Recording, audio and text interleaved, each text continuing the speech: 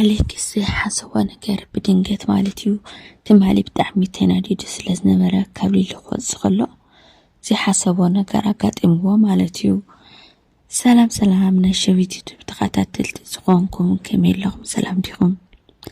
ኣነ ሰላም እየ እግዚአብሔር ይመስገን። ንስኻትኩም ለ ኣብ ዘለኹምዎ ሰላምኩም ብዝሕ ትርፍ የለለ እንዳበልኩ ለማዓንቲ ብሓድሽ ቪድዮ መፅአኩም ኣለኹ።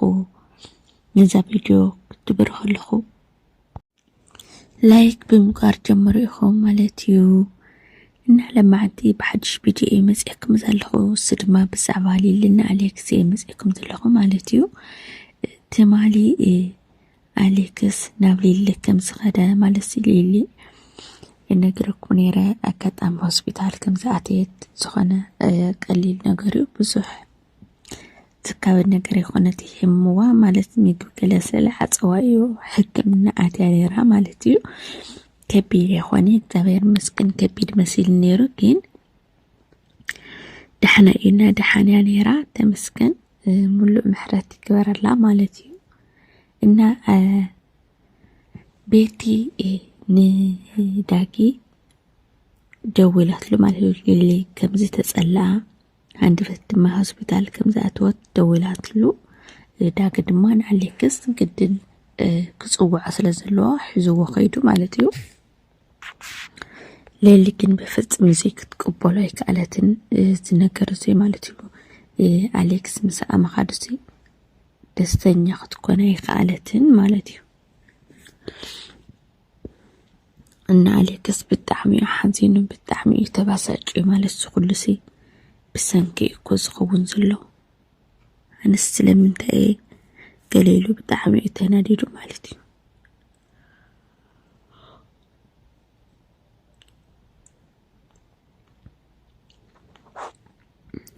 ትማሊ እኮ ከምቲ ተሓስብዮ ከምቲ ትርእዮ ኣይኮነን።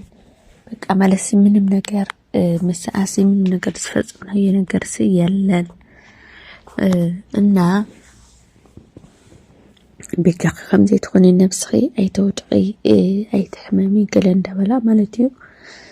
ኣሌክስ ማለት ከመይ ዳሞ ክትኮን ደሊኻ ማለት ንእሽተን ክቢድ ይብላዩ ንምንታይ ኣብ ሆቴል ብሓንሳብ ክትረኽበኩም ከላ ብጣዕሚ ዘናድድ ብጣዕሚ ዝሕረቕ ማለት እዩ። ግድን እዩ ክትሓስብና ሕማቅ ነገር ክትሓስብ ዘይ ግድን እዩ ማለት እዩ። ምስቲ ዝነበረቶ ማለት እዩ እታ ሓሲባ ወንሲ ኣይተሓዛን እዩ ክብል ዝኽእል ማለት እዩ።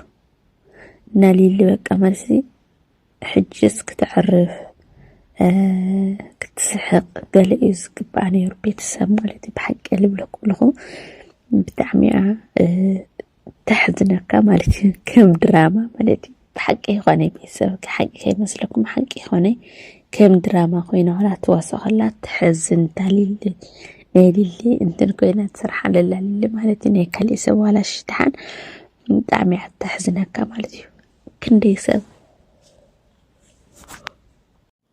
ክንደይ ሰባት ከምዚ ዓይነት ህይወት ዘጋጥመንስ ኣለዋ እየን።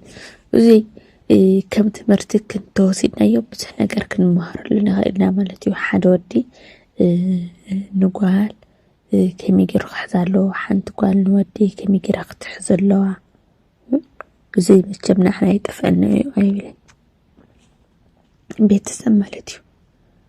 እና ክትጋጭ ከለኻስ ስኢልካ ደገ ዲኻ ክትከደለካ ብፀባይ ድዩ ክትምልስ ዘለካ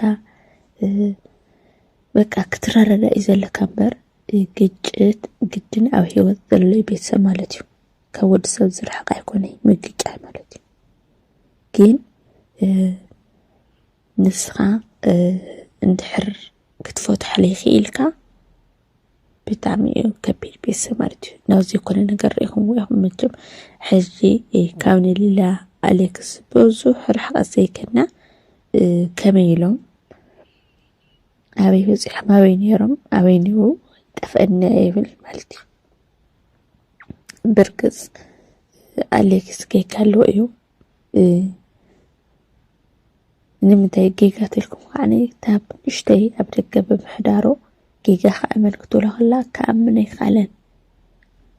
ከምዚ ኣነ በዲለክ ይብላ أنا كتحرق يدلني يبلا أنا كتنادي يدلني يبلا الله انتفاعتك أمنا يدلين بيتسب سلام انتاي دحر جاجنيا مخانة ترديوه دحر تفاعتنيا مخانة ترديوه سي كما يتفاعت لي أمن تفاعت أميني يقرتا قوه نعبيتيو ناي كبراتك يقرتا محتات مالت قدن زد فايكون يقرتا كحتي زلو بيس مالتيو نزي بهايمانتنا ون بقى لمهرنا نجر قدن سل البدلكا أيكون كان يقرتا تحت زلكا بدم مالسي بسان كان يشتين حدث كوريو ويكا حتى رالي دكتور خلخا كما سلك خلو يقرتا ناي محتات قديتا أنا أيو مالتيو وكان عليكس كان زد عندها فلتسي ليه تفقات تكون يقرتا محتات أنا تايموت في يقرتا حتى تأيب بالن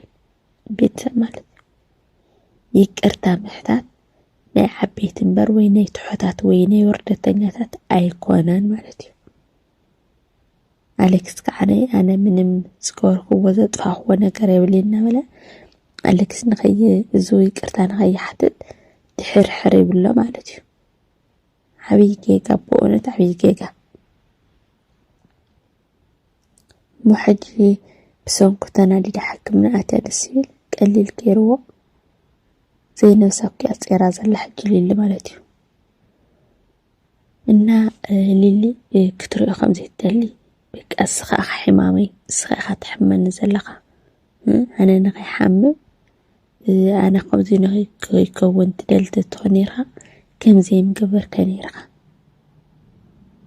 النار حق لي وسأل لي لا أوزي حتى مالتيو أليكس دمعنا مجم كويوت كخوص إدلي أو قلنا خيزلهو سلن عقي هوتيون كحل فيه مالتي هوتي خاف لك مسوعتس خاف لك يندع بالعيش مالتي بيس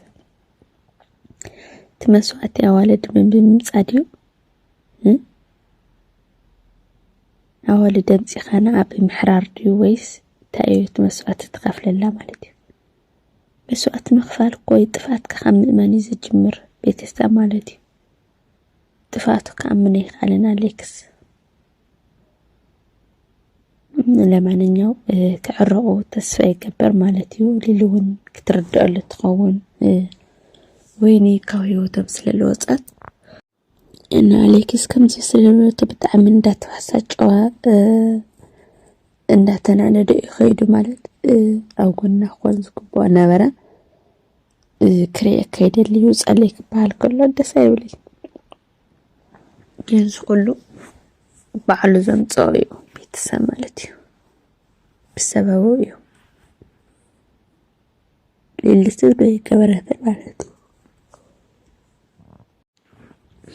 ناني لما عند فيديو حزلك زمز أخنا زيات مثل نيرا أقص على فيديو نخسان رقم سسنين عقم لايك شير مقبريت موقعكم باي باي.